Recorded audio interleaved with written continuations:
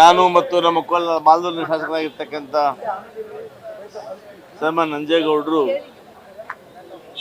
ಗೌರವಾನ್ವಿತ ಮುಖ್ಯಮಂತ್ರಿಗಳಾಗಿರ್ತಕ್ಕಂಥ ನಮ್ಮ DK ಶಿವಕುಮಾರ್ ಅವರನ್ನ ಭೇಟಿ ಮಾಡಿ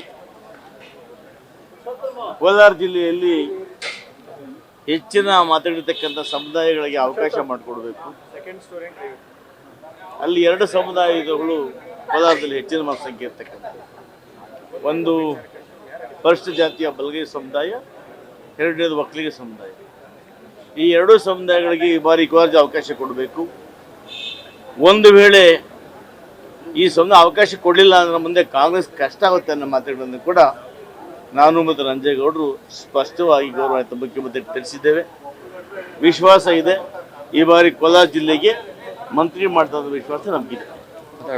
ನಮ್ಮ ಕೋಲಾರ ಜಿಲ್ಲೆಯಲ್ಲಿ ಮಂತ್ರಿ ಬೇಕು ಅನ್ನೋದು ಮೊದಲಿಂದ ಹೋರಾಟ ಇದೆ. ಸರ್ಕಾರ ಬಂದಿದ್ದ ದಿವಸದಿಂದ ಆದರೆ ಈಗ ಅವಕಾಶ ಇದೆ. ಈ ಅವಕಾಶದಲ್ಲಿ ನಮಗೆ ಕೋಲಾರ ಜಿಲ್ಲೆಗೆ ಮಂತ್ರಿ ಅವಕಾಶ ಮಾಡಿಕೊಡ್ಬೇಕು. 6 ಜನ MLA ಕ್ಷೇತ್ರ ಅದು 4 ಜನ ಕಾಂಗ್ರೆಸ್ ಇದ್ದರೂ ಸಹಿತ ನಮಗೆ ಮಂತ್ರಿ ಸಿಕ್ಕಿರಲಿಲ್ಲ. ಈಗ ನಮ್ಮದು ಡಿಮ್ಯಾಂಡ್ ಏನಂದರೆ, ನಮ್ಮಲ್ಲಿ ಸೀನಿಯರ್ ಒಬ್ಬರಿದ್ದಾರೆ, SN ನಾರಾಯಣಸ್ವಾಮಿ, 3 ಬಾರಿಗೆ ಶಾಸಕರಾಗಿರುವಂಥವ್ರು, SN ರೈಟ್ ಕ್ಯಾಂಡಿಡೇಟು, ಅತಿ ಹೆಚ್ಚಿಗೆ ಇರುವಂಥ ಜನಾಂಗ. ಇನ್ನೊಂದು ಮೇಜರ್ ಕ್ಯಾಸ್ಟ್ ಒಕ್ಕಲಿಗ, ಮತ್ತು ನಾನು ಕೂಡ ಇದ್ದೇನೆ. ನಮ್ಮದು ಡಿಮ್ಯಾಂಡ್ಸ್ ಇದೆ, ಅವಕಾಶ ಕೋಲಾರ ಜಿಲ್ಲೆಗೆ ಮಾಡಿಕೊಡ್ಬೇಕು ಅಂತೇಳಿ ಮುಖ್ಯಮಂತ್ರಿ ಮತ್ತು ಎಲ್ಲ ನಾಯಕರ ಮೇಲೆ ಒತ್ತಡ ಹಾಕಿದ್ದೀವಿ. ನಮ್ಮ ಜಿಲ್ಲೆಗೆ ಮಂತ್ರಿ ಕೊಟ್ಟೇ ಕೊಡಬೇಕು ಅಂತೇಳಿ ಹೇಳಿದ್ವಿ. ನಮಸ್ಕಾರ. ನ್ಯೂಸ್ ಫಸ್ಟ್, ನಿರ್ಭೀತಿಯಿಂದ ನಿಮ್ಮ ಪರವಾಗಿ.